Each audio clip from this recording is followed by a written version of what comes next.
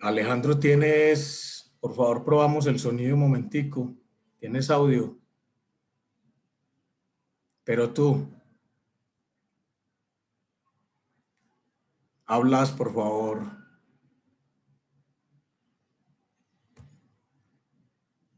Ahora sí, es que tenía el micrófono Sí, silenciado. listo. Muy bien.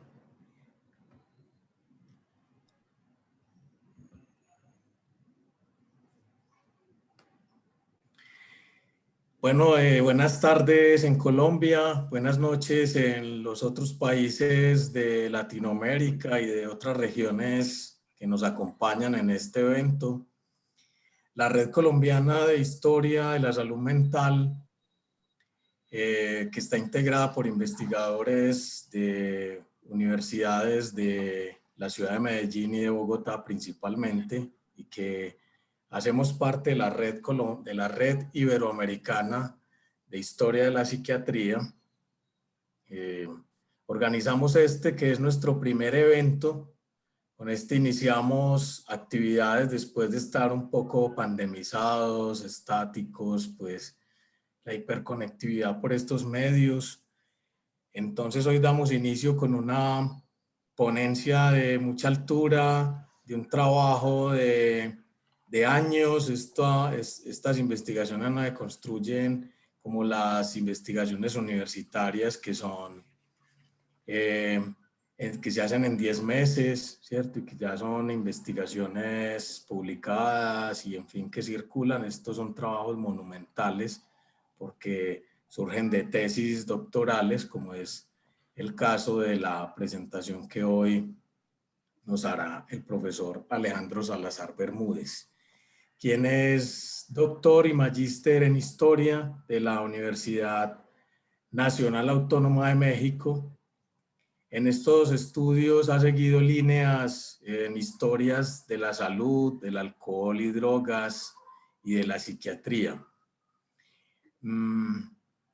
Es coordinador del Seminario Permanente de Historia de la Medicina y la Salud Pública en América Latina y también es integrante de la Red Iberoamericana de Historia de la Psiquiatría como un integrante del Grupo de México y a su vez un colega, amigo de nuestra red. Ha publicado diversos trabajos sobre estas líneas mencionadas. Cabe destacar algunos capítulos del libro publicados con la UNAM, ¿cierto? Una investigación grande que se realizó sobre los pacientes del Manicomio General de la Castañeda y sus diagnósticos. Una investigación de 2017. Así como otras publicaciones en estas mismas líneas de trabajo en revistas de historia de la medicina y de la ciencia como Asclepio, de historia social como Trashumante, entre otras. Alejandro tendrá 40 minutos para presentarnos su trabajo y a continuación daremos lectura a las preguntas que ustedes nos dejen en el chat y los comentarios que también consideren que tengan que ver, ¿cierto?, con el tema que estamos en discusión. Entonces, sin más preámbulos, agradecemos al profesor Alejandro Salazar por haber tenido este regalo para iniciar el año, porque estos son trabajos o eventos que se hacen a punta de pasión, a punta de querer, que no necesitan más que eso, no necesitan financiación, sino las ganas de hacerlo y aquí estamos para entretenernos con estos temas esta tarde de hoy. Entonces, adelante Alejandro y seguro te irá muy bien. Bueno, muchas gracias Jairo y muchas gracias a los colegas y compañeros de la Red de Colombia que hicieron posible pues esta presentación. Y como venía comentándoles pues el doctor Jairo, estos son los resultados de la tesis del doctorado, la cual se terminó en el 2019. De hecho, yo me titulé pues a finales del 2019 y esta es como la primera presentación en espacios académicos o universitarios después de la titulación, porque porque unos meses después de los grados llegó la pandemia y todo paró, yo tuve que emigrar, entre otras cosas. Entonces, esto es parte pues, de una investigación del doctorado, de la cual han salido pues, varios trabajos que están por publicarse. Entonces, voy a dar inicio a la presentación, voy a compartir mi pantalla y para dar pues, como inicio con esto. Entonces, la tesis tuvo por título Sobriedad, Fe y Enfermedad, la historia de Alcohólicos Anónimos en México entre 1956 y 1985. Antes de comenzar, más bien para comenzar voy a dar lectura como a una anécdota que a mí me llamó muchísimo la atención, porque justo cuando yo estaba terminando de escribir esta tesis ocurrió un evento como de gran magnitud en el ámbito de Alcohólicos Anónimos en México, que reforzó nuevamente como la pertinencia de realizar esta investigación y así pues como mi interés en ella. Entonces, en marzo del 2019, más de 60,000 alcohólicos mexicanos se reunieron en la ciudad de Puebla, en México, para dar lugar a la 12ª Convención Nacional de Alcohólicos Anónimos. Las palabras de apertura de este evento estuvieron a cargo del licenciado Germán Martínez, quien entonces era el director del Instituto Mexicano de Seguridad Social, quien ante un estadio lleno de fútbol, lleno de participantes, en la convención, dio un emotivo discurso que ratificó las dimensiones alcanzadas por Alcohólicos Anónimos, así como la constante presencia y servicio en las instituciones de salud. Según este director del seguro, el Seguro Social atendía alrededor de 50,000 consultas anuales producto de las adicciones y cada paciente con cirrosis en su etapa inicial le generaba gastos al Estado mexicano por 20,000 pesos, que son aproximadamente 30 millones de pesos colombianos. Al existir 2,2 millones personas con tal padecimiento, se tendrían que invertir 44,000 millones de pesos para su recuperación. Es una inversión pues sumamente alta para el sistema de salud. En este punto, el licenciado Martínez exaltó que a Alcohólicos Anónimos nada le pide al gobierno, que según las tradiciones de Alcohólicos Anónimos, el gobierno nada debe darles, pero que las puertas de los hospitales del Seguro Social siempre están abiertas para que entren los alcohólicos en recuperación. De hecho, pues llama la atención en palabras textuales lo que decía el licenciado, y ahora esta cita que es: ¿qué sería México? ¿Qué sería de México y del seguro sin Alcohólicos Anónimos? ¿Qué sería del seguro y sin Al-Anon, sin las mujeres, sin el esfuerzo de la mujer? ¿Qué sería de México y del seguro sin el mensaje de Bill W. y del Dr. Bob? Como dicen ustedes, que el poder superior en el que cada quien cree los ayude y bendiga a sus familias y nos mantenga a todos los mexicanos con el juicio sano y el corazón generoso. Cierro la cita. Entonces, la magnitud de este evento refleja el grado de consolidación de Alcohólicos Anónimos en México y la importancia que ha tomado para miles de alcohólicos en recuperación. Por otro lado, esto también refleja la importancia que se le ha dado a Alcohólicos Anónimos en este país y refuerza un poco como el interés inicial de mi investigación, que es una pregunta, digámoslo, en apariencia muy simple, que es ¿por qué Alcohólicos Anónimos se encuentra en hospitales de salud, en hospitales generales y en hospitales de salud mental? Acá, entonces, aunque este evento pues ya cuando yo estaba finalizando mi tesis, digamos que esto fue como una de las grandes inquietudes para comenzar esta tesis, porque precisamente cuando yo estaba finalizando el proceso de investigación de la maestría, que fue sobre los alcohólicos internados en el Manicomio General de la Castañeda, me encontré un documento en el que se firmaba un plan de cooperación entre un grupo de alcohólicos anónimos y el Manicomio de la Castañeda para que estos alcohólicos sesionaran una vez por semana en el pabellón de observación y ayudaran al manicomio con el problema de los reingresos. Bueno, ahora bien, entonces, Alcohólicos Anónimos, de hecho, es una organización sumamente grande que se encuentra en más de 180 países y que en México es la segunda organización de Alcohólicos Anónimos más grande a nivel mundial. En la actualidad tienen alrededor de unos 13,000 13.000 grupos, hay alrededor de 14.000 grupos con otras vertientes que han salido del programa pues, de Alcohólicos Anónimos. Bueno, pero es algo tan común, de hecho en el país mexicano es muy común que alguien conozca a otra persona que estuvo en Alcohólicos Anónimos o que en la cuadra de uno haya un salón de Alcohólicos Anónimos, entre otras. Acá hay una gran diferencia y también pues como que en el acercamiento que yo tuve con ellos, porque para el caso colombiano los salones que uno veía de Alcohólicos Anónimos estaban en las capillas, en los salones sociales de las iglesias, entonces es clara, bueno, o es como muy fácil hacer esa asociación en que Alcohólicos Anónimos es como parte o un organismo o depende de la Iglesia Católica, cuando no lo es. Entonces, ¿cómo se definen los Alcohólicos Anónimos a sí mismos? ¿Qué es Alcohólicos Anónimos? Esto que voy a leer acá, ellos lo llaman el enunciado, que es la forma como se han venido definiendo desde 1947, que representa pues como algunas dificultades para los investigadores, pero que es la forma pues como ellos mismos se definen. Alcohólicos Anónimos es una comunidad de hombres y mujeres que comparten su mutua experiencia, fortaleza y esperanza para resolver su problema común y ayudar a otros a recuperarse del alcoholismo. El único requisito para ser miembro de AA es el deseo de dejar la bebida.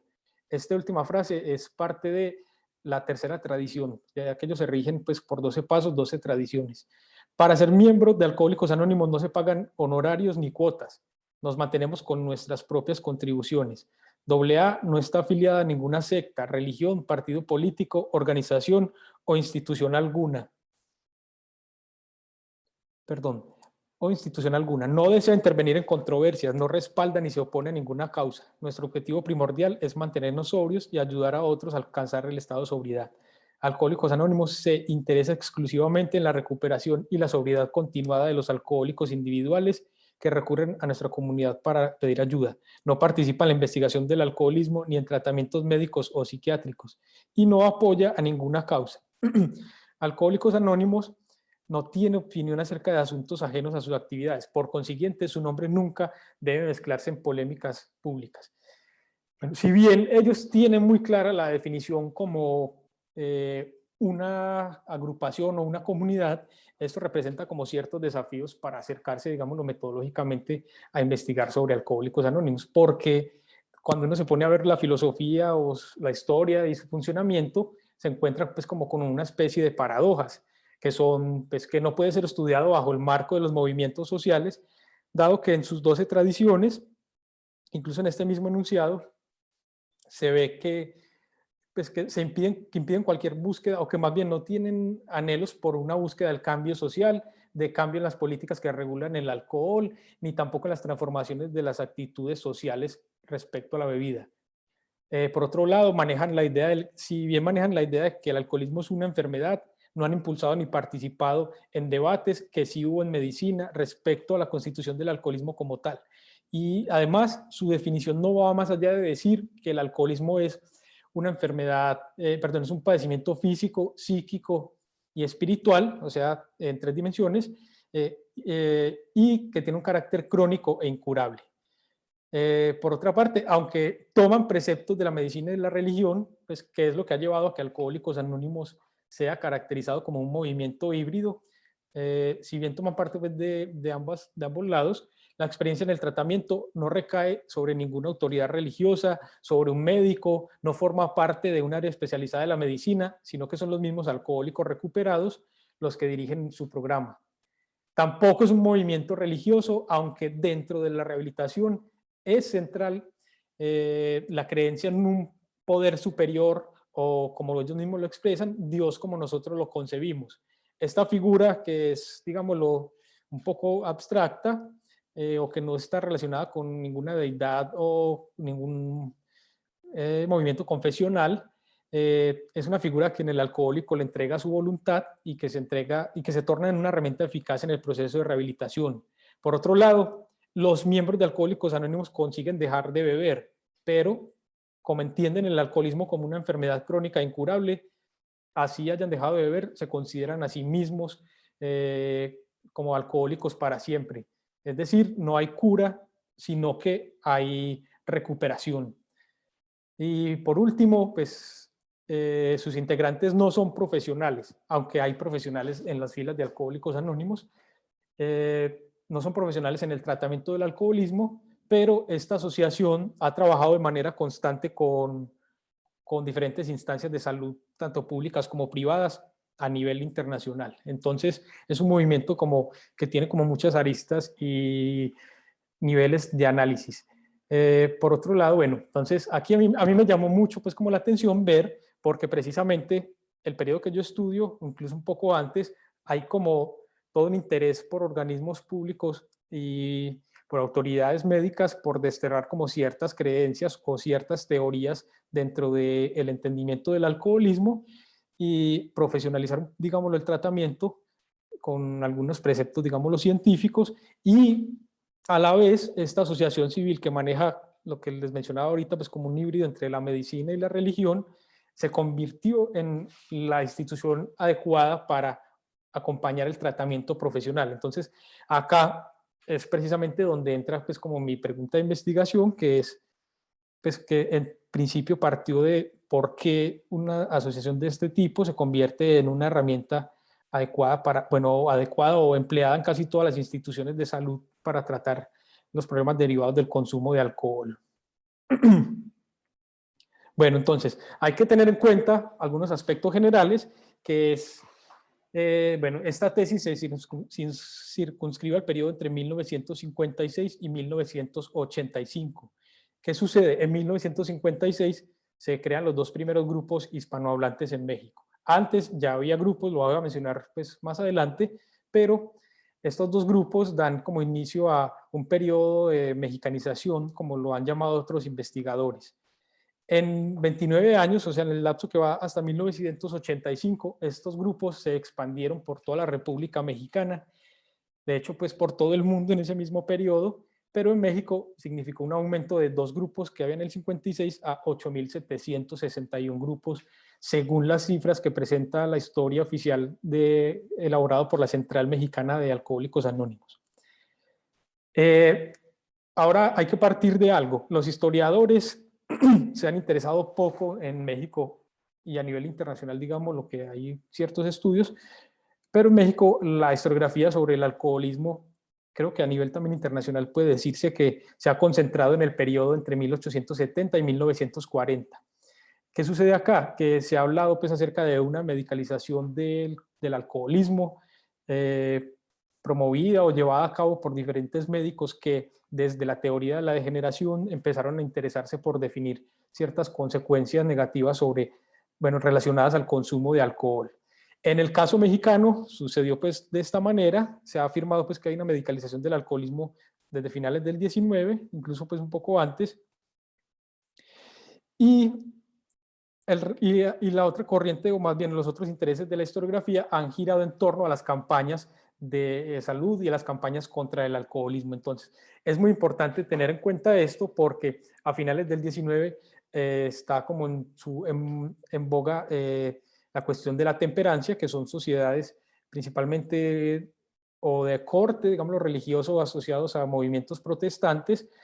Y en el caso mexicano, con el proceso de la revolución que comienza en 1910, con la idea de, bueno, más bien lo que se buscaba era una cierta ingeniería social, transformar a los individuos y crear un nuevo hombre, una nueva mujer y un nuevo niño. Dentro de estos valores que se identificaron como los valores revolucionarios estaba pues la abstinencia del alcohol, en cierto modo la temperancia.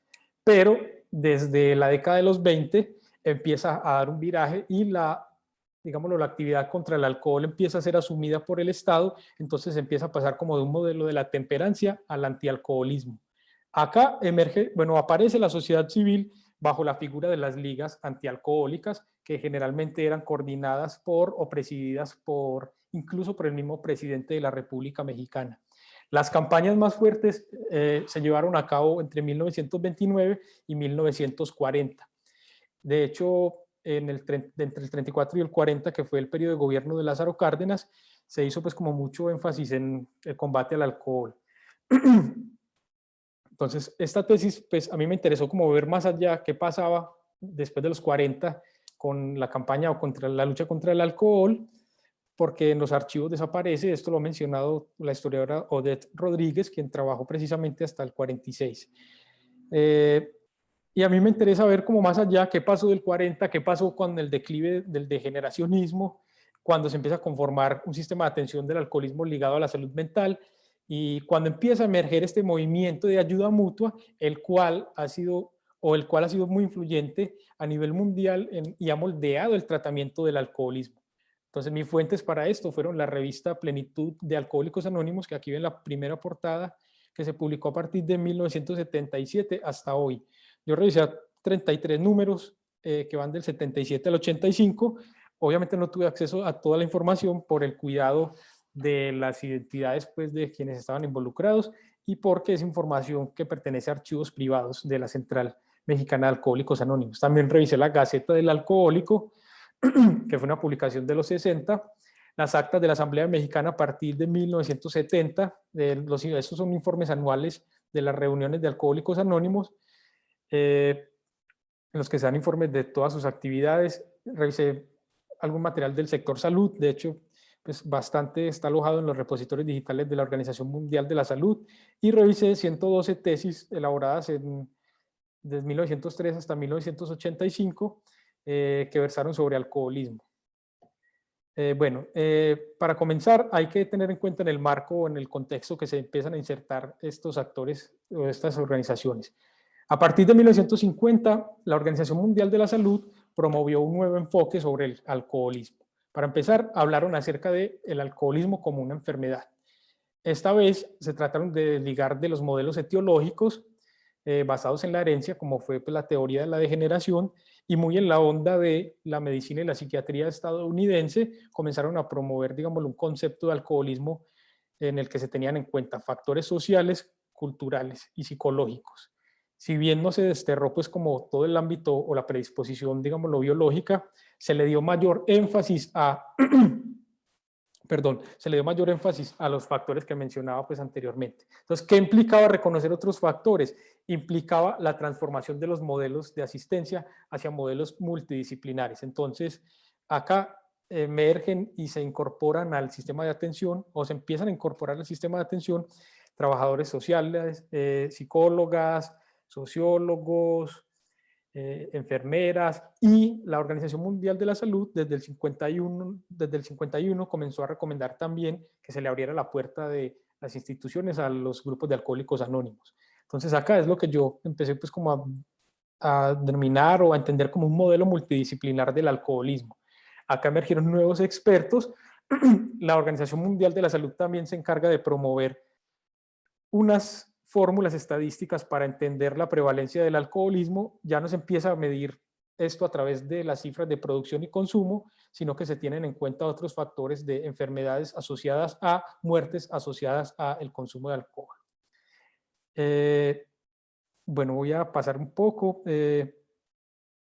Acá es importante entender, pues, que también hay a partir del 50, estas campañas, desde el 40, estas campañas antialcohólicas que fueron tan fuertes en la primera mitad del siglo XX, se desvanecen por completo, y no hay como una campaña centralizada, no hay un programa centralizado, y los alcohólicos empiezan a llegar a otras instituciones que no necesariamente estaban enfocadas en el tratamiento del alcoholismo, como eran los hospitales generales, el manicomio de la Castañeda, entre otros. Alcohólicos Anónimos, yo lo estudié, pues, como bajo la óptica de es un modelo híbrido para el tratamiento del alcoholismo. Entonces, les mencionaba ahora estos orígenes entre la temperancia y la provisión. En Estados Unidos surgió esta organización en 1935, cuando dos alcohólicos se reunieron y prometieron ayudarse mutuamente en la tarea de dejar de beber. Perdón. Uno de estos alcohólicos, que es el que está sentado al lado derecho de la mujer que está en la foto, es Bill W., que es uno de los fundadores o cofundadores de Alcohólicos Anónimos. Entonces, este personaje había ingresado, era un militar que peleó la Primera Guerra Mundial, se convirtió posteriormente en corredor de bolsa, tenía como una carrera muy exitosa, era en clase media americana, y cuando llega, y de hecho, en el 19, pues, cuando se acaba la guerra, se establece, pues, la prohibición nacional en Estados Unidos.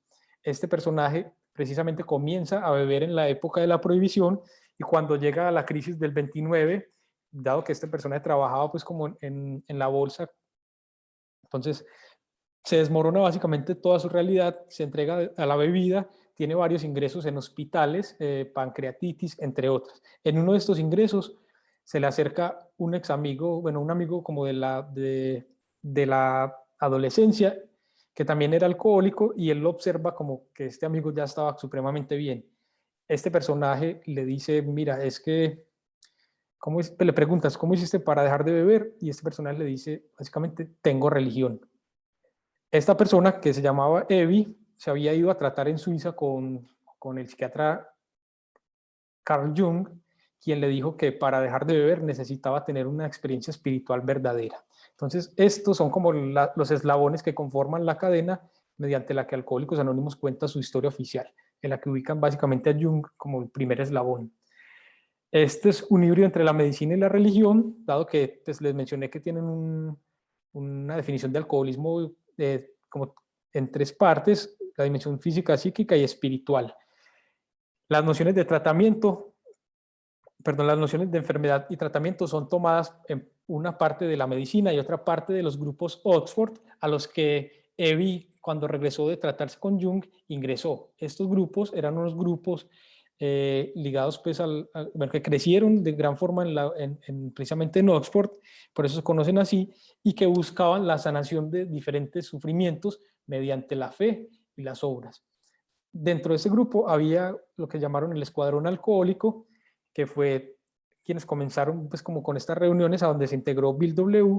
Y posteriormente, cuando Bill un día sale del hospital, viaja a Ohio por motivos de negocio, tiene como unas ganas de beber, se agarra un directorio así de forma aleatoria, le dice a un sacerdote que lo comunique con otro alcohólico.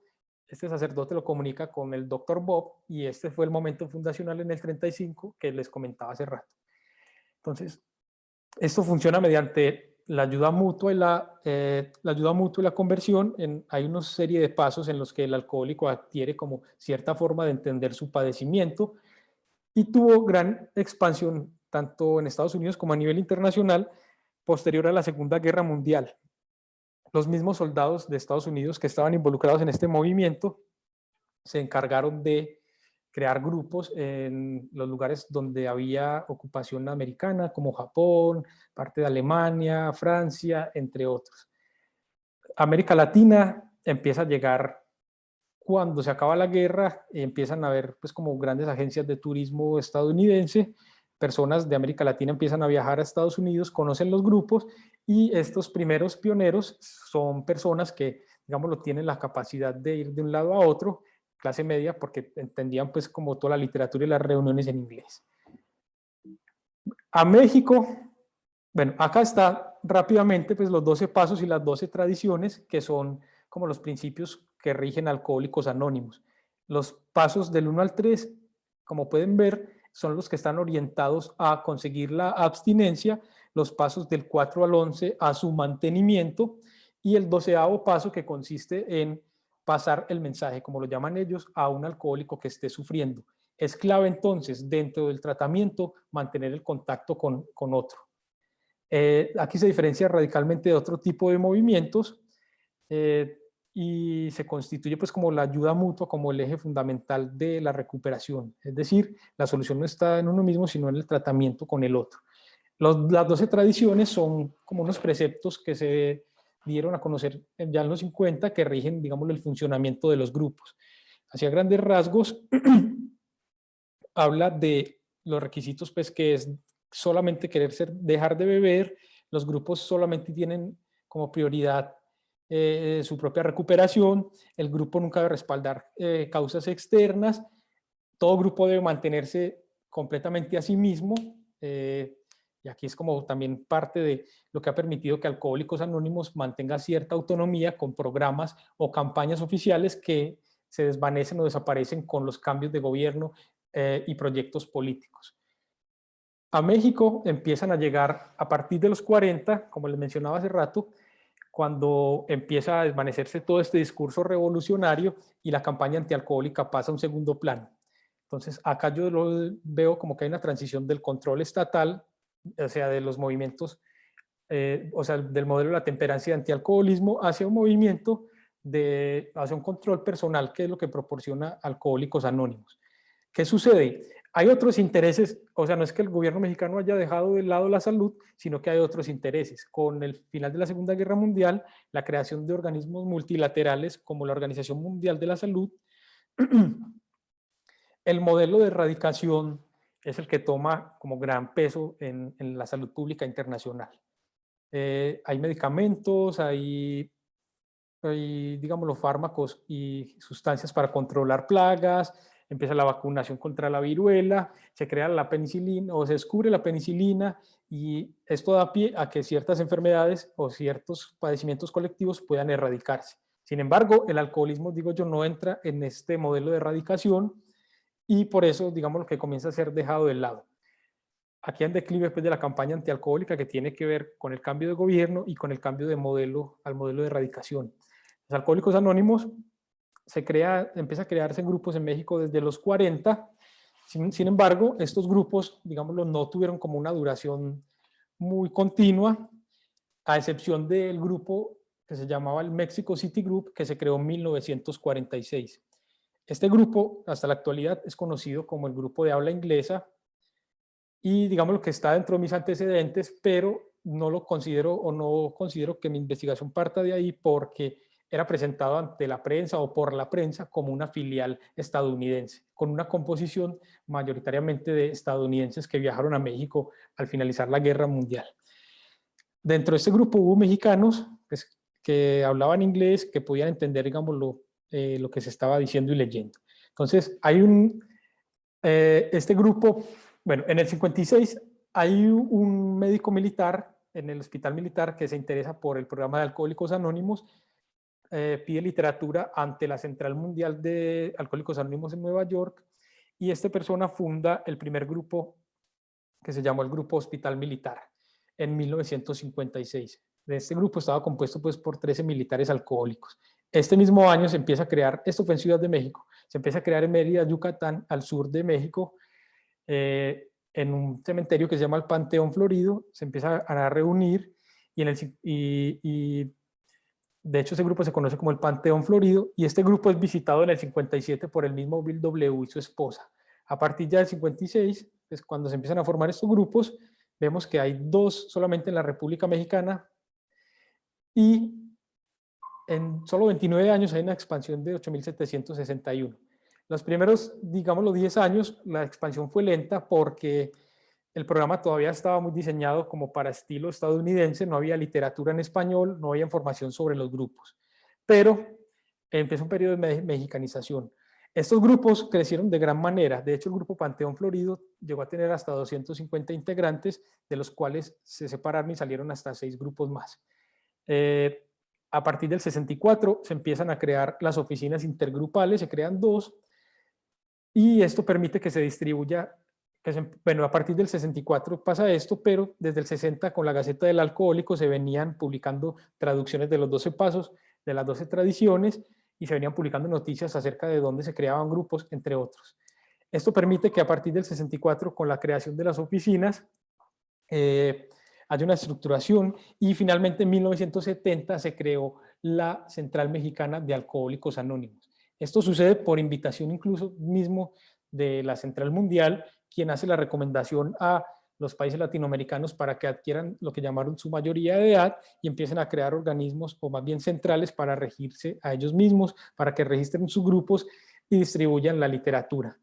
Entre el 70 y el 85 hay un crecimiento acelerado de los grupos, como pueden ver, y se debe a varias cosas. Primero, a la creación de la central, que ya se encarga de repartir información sobre Alcohólicos Anónimos, y a que se empiezan a implementar diversos mecanismos de difusión y legitimación, que son pasar el mensaje, que consiste en la actividad más básica en la que un alcohólico le dice a otro cómo funciona Alcohólicos Anónimos. Si esta persona lo rechaza, simplemente el alcohólico anónimo pues, lo deja quieto y se va a otro lado. Acá consiste también en una de las grandes diferencias de Alcohólicos Anónimos con otras sociedades y es que esta funciona mediante la atracción y no la persuasión, como si lo hacían las sociedades de temperancia.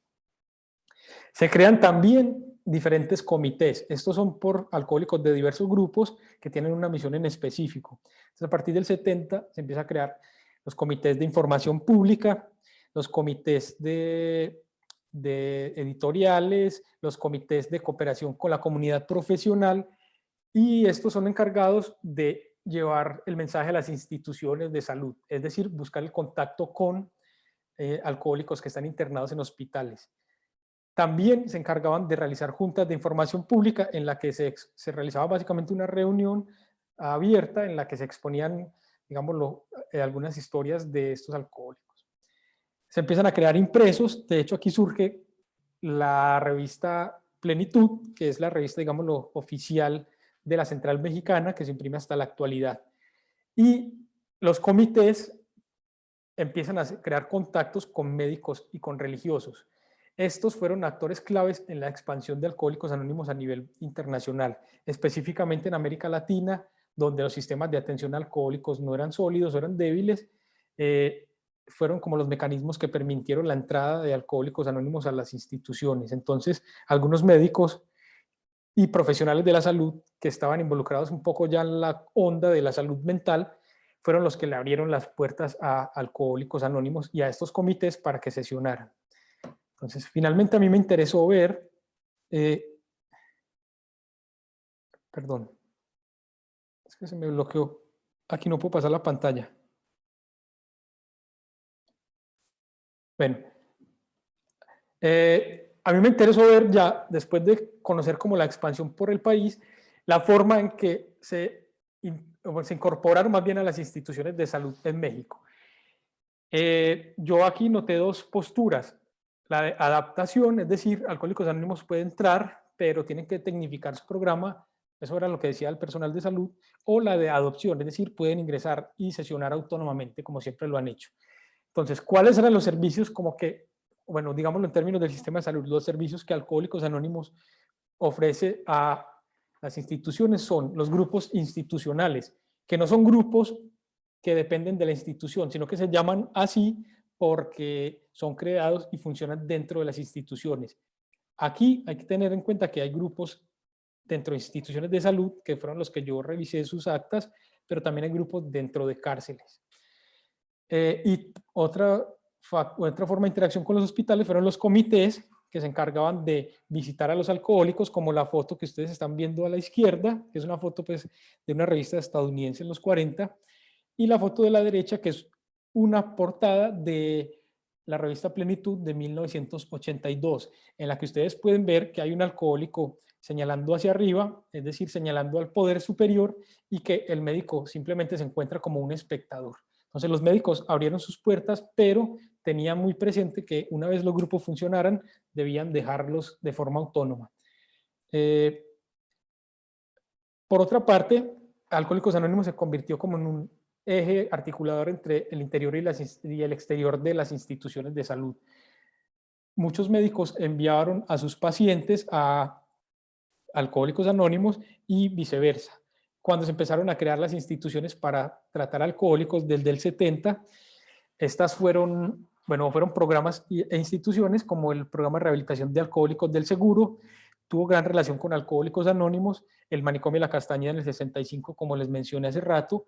Los programas que ofrecía el Centro Nacional de Rehabilitación de Alcohólicos estuvieron muy de la mano con Alcohólicos Anónimos.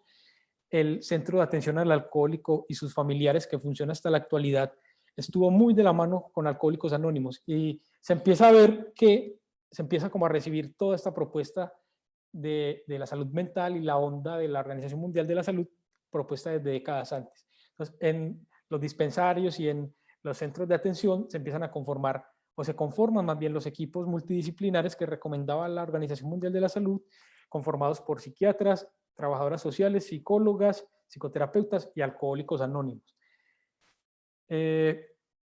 Sin embargo, pues esto no fue como un proceso lineal. Yo he podido notar que el gremio de los médicos fue un poco reticente a adoptar como esta nueva perspectiva del alcoholismo, pero los trabajadores de las ciencias sociales en salud, fueron muy abiertos a estas nuevas definiciones del alcohol, en el que el alcohólico no era aquel que bebía constantemente, como se hacía en la primera mitad del siglo, o el que tenía contacto con la bebida, sino que el alcohólico era simplemente quien no podía abstenerse de beber y una vez iniciada la ingestión no podía detenerse de la bebida. Entonces, acá se cambia como todo el modelo y se empiezan a observar que el alcoholismo ya es la bebida o el abuso de la bebida que lleva a problemas o dificultades en los entornos familiares, sociales, laborales del bebedor. Por último, bueno, les mencionaba acá, desde los espacios de tratamiento fueron las dos ópticas, adaptación o adopción. Lo que yo pude notar es que finalmente imperó la óptica de la adopción y Alcohólicos Anónimos participó pues, en los centros que yo les mencionaba hace un rato y también cuando en los 80 el gobierno mexicano empieza a establecer un interés por crear programas sólidos para atender el alcoholismo, Alcohólicos Anónimos, bueno, se crea, perdón, desde el sector salud y desde el gobierno se crea el actual Consejo Nacional contra las Adicciones y Alcohólicos Anónimos hace parte y fue también consultor en la creación de este y de los programas nacionales contra el alcoholismo a partir del 85. Por eso la investigación cierra como en este momento, porque ya se empieza a ver que hay una consolidación, una expansión y que así haya crecido, digámoslo, de forma autónoma o de forma, sí, pues de forma independiente, se le da como la impronta, digámoslo, oficial a que este ya es un actor reconocido en el tratamiento del alcoholismo a nivel mexicano. Entonces, Alcohólicos Anónimos participa de estas campañas bajo la modalidad de cooperación sí, afiliación no. Es decir, trabajan hasta donde pueden, si ven que hay intentos de interferencia externa, simplemente se retiran. Entonces, acá fue un actor clave en la conformación de una campaña centralizada que yo les mencionaba acá, que se crea en el 85, que da pie para la conformación de los actuales organismos de salud mental y contra las adicciones, que son el Consejo Nacional de Adicciones y el Instituto Mexicano de la Psiquiatría. Finalmente, yo lo que pude observar es que Alcohólicos Anónimos emerge en un momento de transformación del Estado en la lucha antialcohólica. Ante un desinterés estatal emergió nuevamente la sociedad civil, pero esta vez bajo un nuevo modelo que fue el de la ayuda mutua. Esta inserción fue posibilitada por la transformación del modelo de atención, donde la Organización Mundial de la Salud fue un agente crucial. También pues algunos sectores de, bueno, también la Organización Sanitaria Panamericana, perdón, y desde ciertos grupos médicos de Latinoamérica se discutieron estos preceptos, se adaptaron y las universidades y los institutos chilenos fueron una pieza clave como para expandir y promover la creación de programas comunitarios de salud mental a nivel Latinoamérica que incluyeron clubes de alcohólicos y alcohólicos, pues los alcohólicos anónimos. Estas características híbridas fueron claves para su consolidación ante autoridades médicas y religiosas.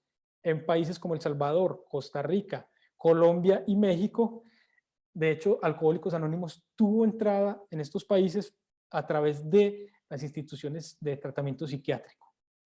En el caso de Colombia, para los compañeros pues, colombianos, el primer grupo se crea ya en el 59-60 en el Hospital Mental de Antioquia y es conocido como el Grupo Medellín. Este mensaje híbrido le permite acercarse a diferentes tipos de personas y la labor encomiable pues, de sus miembros por pasar el mensaje fue lo que permitió que se adaptara a diferentes contextos locales, que se mexicanizara y se empezaran a crear grupos con unas dinámicas propias del país mexicano, pues con lo que denominaron los estadounidenses como el temperamento latino, pero estas adaptaciones a contextos locales no dejan de estar dentro de las 12 tradiciones y no dejan de ser alcohólicos anónimos. Aquí la inserción en las instituciones dependió pues, de los arreglos locales, de la gestión de cada miembro con las autoridades pues, médicas para que dejaran ingresar a visitar a los pacientes bajo ciertas horas, cuando no se les estuviera suministrando medicamentos, entre otras. La clave acá es que Alcohólicos Anónimos llega donde no llega el sistema de salud, porque en las instituciones muchas veces no se hace un tratamiento integral, se tratan los síntomas orgánicos o físicos y cuando el alcohólico sale, no hay una oferta que le permita continuar en sus abstinencias. Entonces aquí Alcohólicos Anónimos fue clave, estuvo como en el exterior y en el interior de las instituciones, y por eso menciono yo que fue un agente clave en la transformación del sistema de atención. Para finalizar, a mí me interesó mucho pues como ver cuál había sido la labor de personajes no médicos, en especial pues aquí de la sociedad civil, en el tratamiento del alcoholismo, y ahí se abren como otras vías para investigar otro tipo de movimientos similares. El modelo de Alcohólicos Anónimos se expandió por todo el mundo y también se expandió hacia otro tipo de patologías. Entonces es posible encontrar grupos de neuróticos anónimos. En Colombia hay una gran proliferación de grupos de narcóticos anónimos, entre otros, que revelan que el modelo médico ha tenido que abrirse pues, a partir de los 60 y que es necesario tornar o llevar la mirada hacia otro tipo de archivos, dar otra perspectiva para entender que el proceso de atención no se da solamente desde las instituciones oficiales. Y muchas gracias.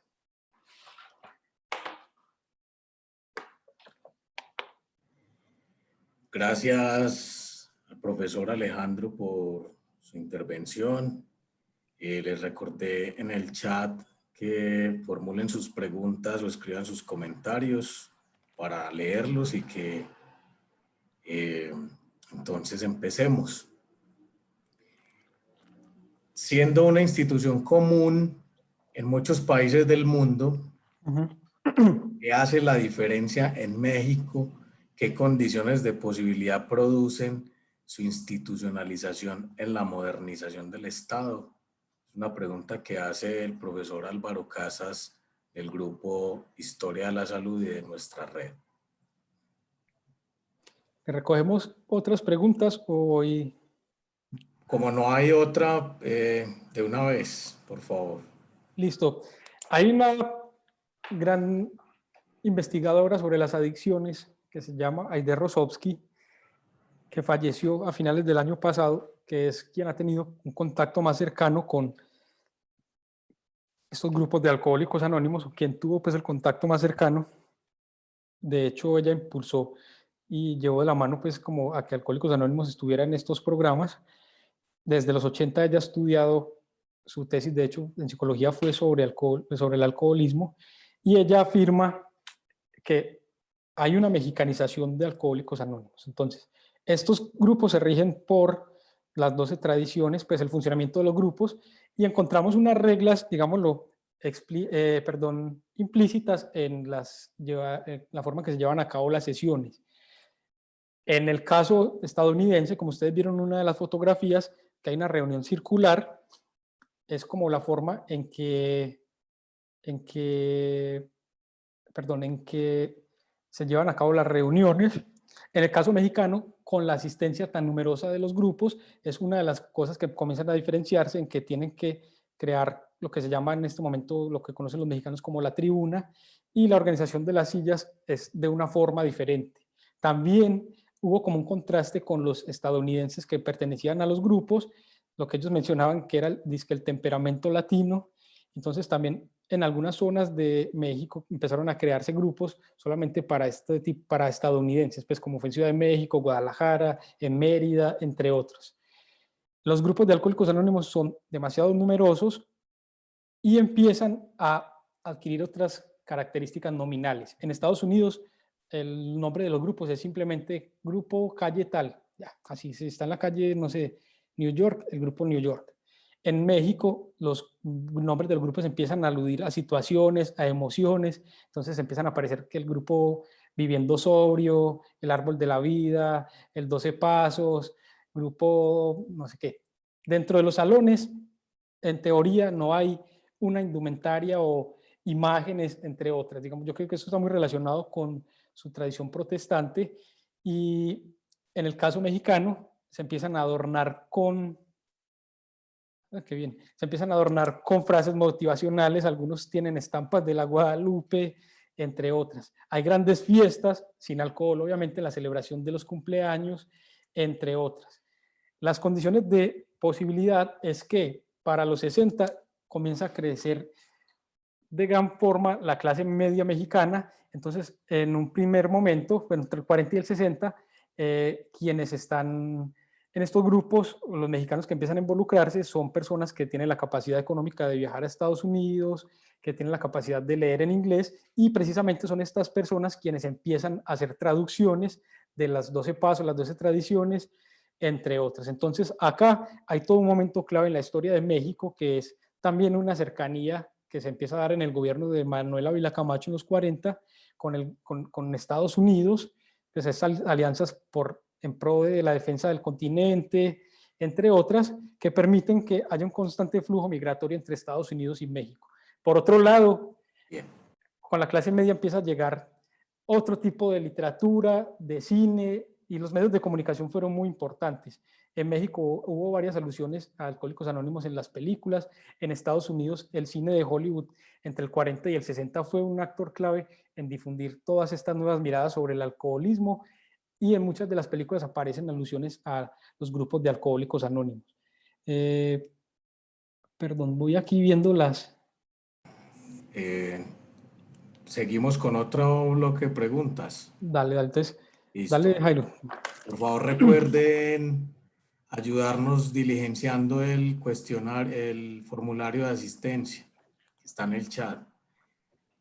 Hay una pregunta de Yasmín Santa que es: ¿hay datos en México sobre la aparición de Al-Anon y Al-Atin y en general el papel de la familia en el proceso de un AA?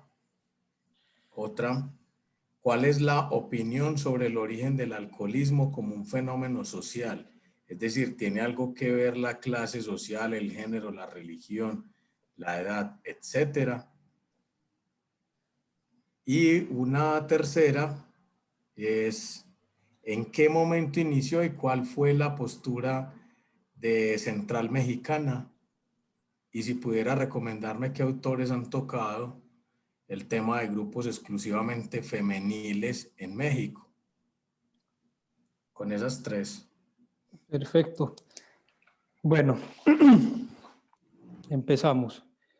Pues los grupos, es que no recuerdo bien la fecha, pero empezaron a emerger ya muy tardíamente en la década de los 70. Hace días pues me preguntaban acerca de la composición de Alcohólicos Anónimos, y estos grupos son pues como mayoritariamente masculinos. Entonces, dentro de toda esta nueva onda de este nuevo concepto de alcoholismo como enfermedad, también está lo que yo les mencionaba ahorita, la interferencia con las relaciones sociales, familiares y culturales. Entonces, aquí fueron como muy claves las trabajadoras sociales, porque fueron mediadoras entre, digámoslo, las instituciones de tratamiento profesional, las familias y los grupos de alcohólicos anónimos. De hecho, hay como cierta raigambre conservadora dentro de la ideología de Alcohólicos Anónimos, en la que la rehabilitación es un proceso para la recuperación de la familia, y esta familia se presenta pues como de hecho como una familia pues como nuclear, papá, mamá e hijos, como pudieron ver pues como la imagen que yo les compartía al iniciar la presentación. Claro, y esto lo ligo un poco con la pregunta de el origen del alcoholismo como un fenómeno social. ¿Tiene algo que ver la clase social, género, religión y la edad? Y precisamente sí, pues de hecho también los grupos de alcohólicos anónimos se diferencian, digámoslo, mediante estas variables de clase, género y entre otras. Hay grupos que funcionan de forma diferente en los barrios como más marginales de la Ciudad de México, y también hay grupos con otras que resuelven con otro tipo de necesidades en la Ciudad de México, como grupos que empezaron a crearse en el sector de la Condesa y la Colonia Roma, que son colonias como más clase media alta. Acá, de hecho, sale como una de las vertientes de Alcohólicos Anónimos en los 70, que fueron los grupos de 24 horas y de ¿cómo se llama? 24 horas y terapia intensiva, que son grupos que ofrecen hasta 16 reuniones al día, en la que el alcohólico puede como pernoctar incluso en sus salones.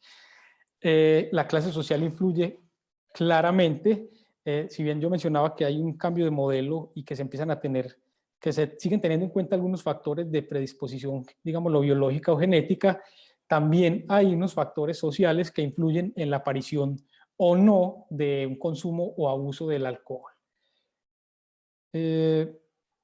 Perdón, no recuerdo cuál era la otra. Sí, sobre la Alanón. central. Bueno, Bueno. perdón, sobre la central mexicana surge o se consolida más bien en 1970.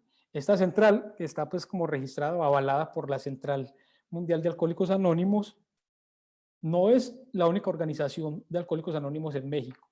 Esta se crea como una asociación civil y en 1985-86 tiene otra gran fragmentación, que es cuando se crea la actual, se llama Corporación Sección México, que es una organización paralela que funciona también hasta la actualidad y que cumple, digamos, con los mismos servicios de Alcohólicos Anónimos de la central, que son grupos con reuniones de hora y media, con comités que visitan enfermos en hospitales, entre otras. Esta organización funciona hasta la actualidad, son independientes, pero prestan, digamos, los servicios similares.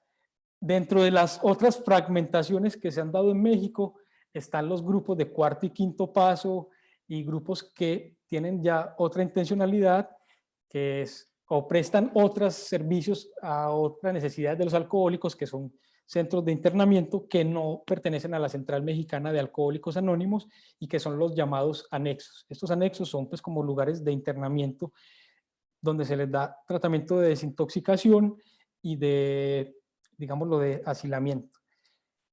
No conozco a ciencia cierta cómo funcionan estos grupos, sé que hay polémicas por sus funcionamientos, pero mis fuentes, las que pude consultar yo y en el periodo en que yo trabajo, no pude encontrarme pues como registros en los archivos que me permitan hablar a ciencia cierta de qué sucede dentro de estos anexos.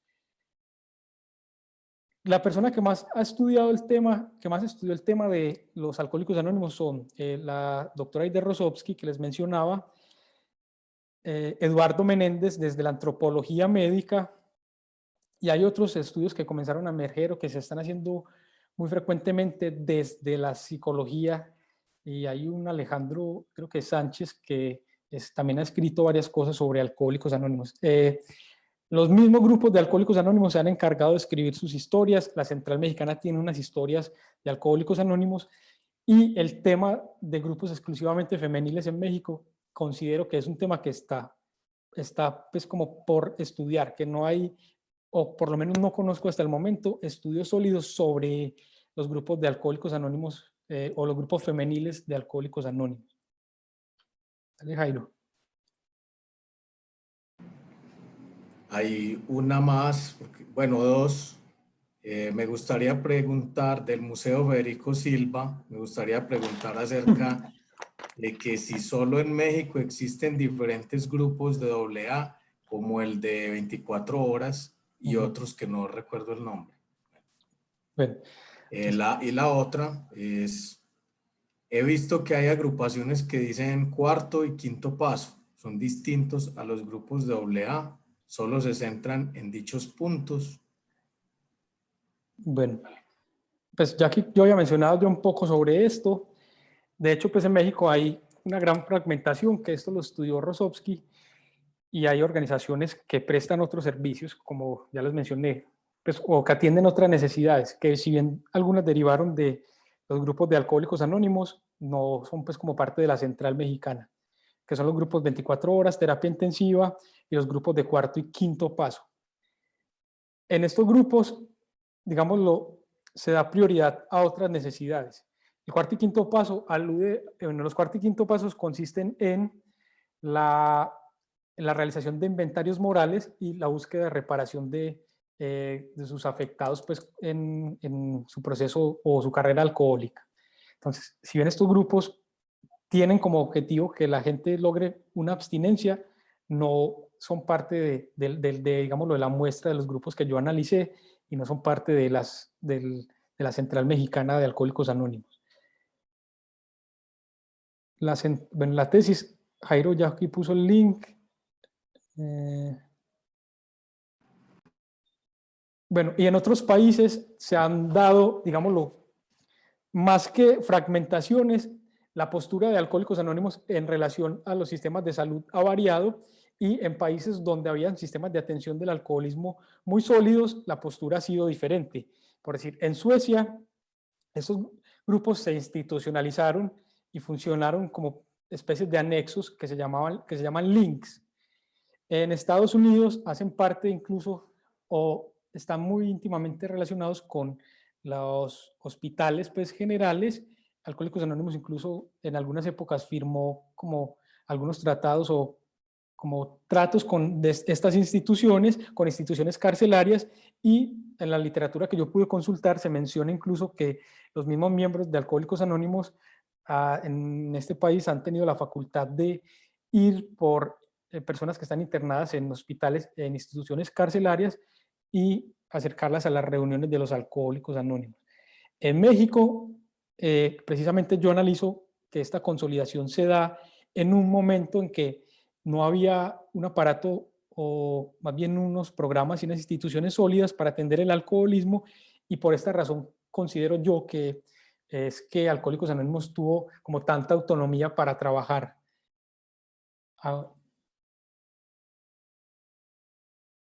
Bueno, aquí están. Jairo.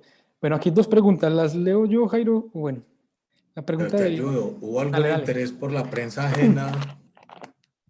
No lo puedes hacer todo. ¿Hubo algún interés por la prensa ajena, los folletines de la asociación o por las gacetas médicas por invitar al público a integrarse a AA? Y Claro. la mía es, si en AA asumían en ese periodo el alcoholismo como enfermedad orgánica y psicopatológica.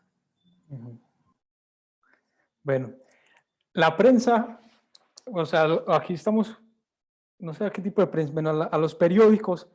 De hecho, constantemente en el periodo de inicios se publicó mucho sobre Alcohólicos Anónimos, pero lo mencionaban como una filial de la organización estadounidense. Esta prensa también dio gran cubrimiento a diversos eventos de información pública en el 46. Este año, en el 46, un cónsul mexicano que estaba pues, en los Estados Unidos viaja a México, cita a varios reporteros y realiza una junta de información pública para dar a conocer el programa como se estaba llevando a cabo en Estados Unidos, cuando todavía en México no habían como grupos estables. En la Gaceta Médica encontré referencias a que médicos que participaron en el manicomio de la Castañeda, también desde los 40, recomendaban a sus pacientes unirse a la, ¿cómo lo llamaban ellos? Agrupación de Alcohólicos Anónimos. Esto es una alusión que hace Alfonso Millán, que fue también uno de los grandes psiquiatras de la Castañeda interesados en el alcoholismo.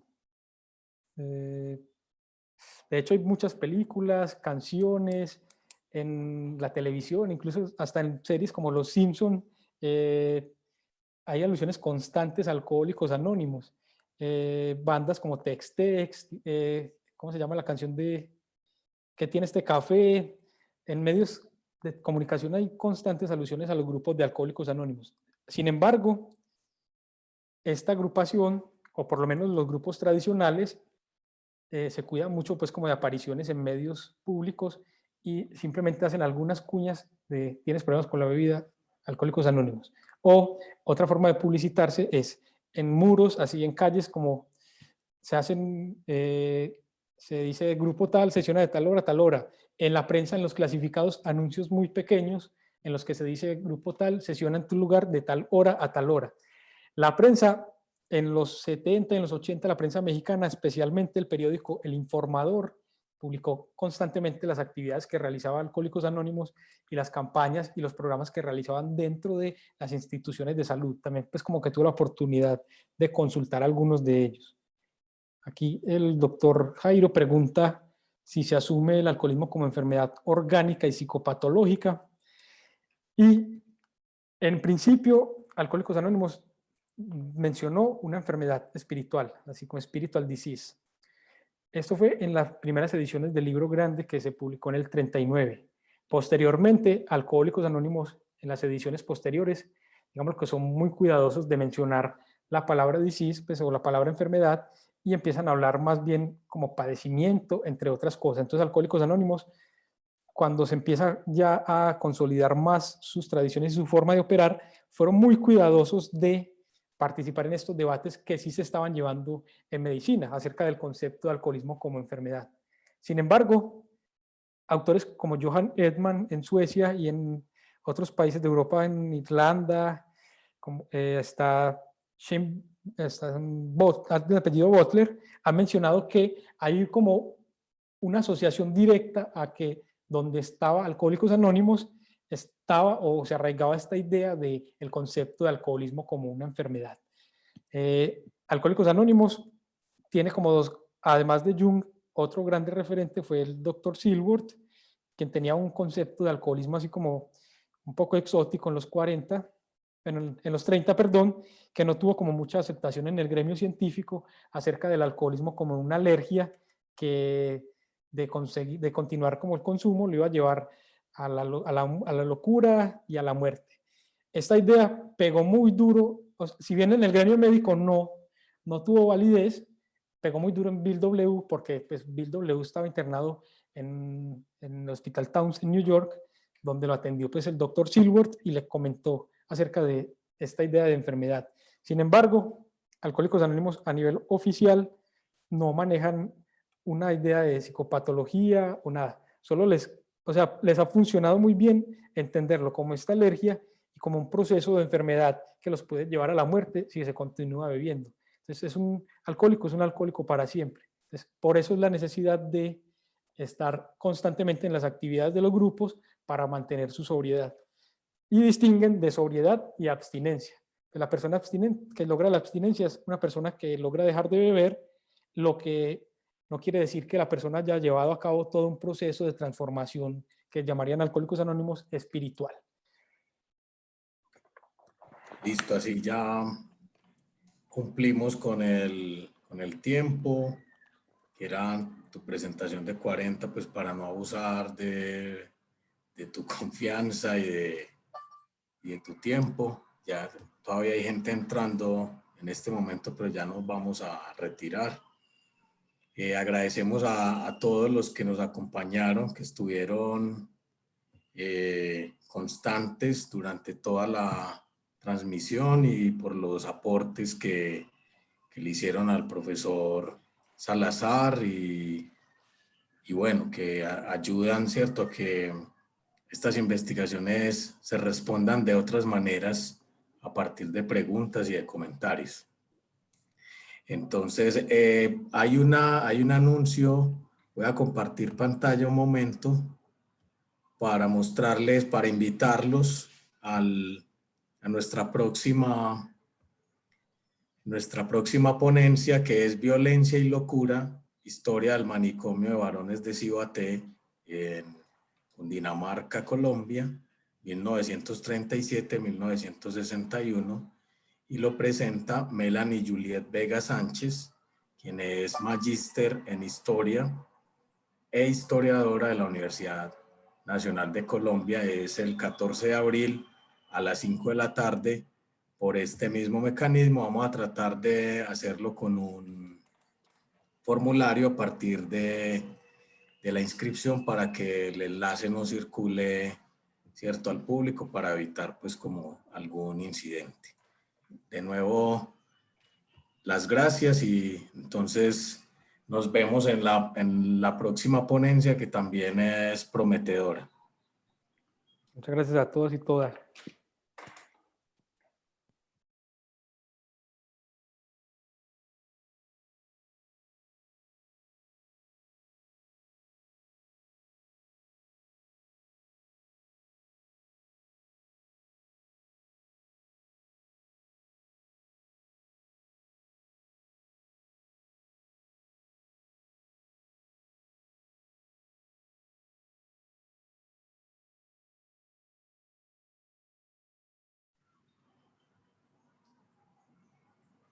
¿Quieres esperar a que termine, pues, de irse la gente, o bueno, para no finalizarla aquí, porque entonces volamos todos?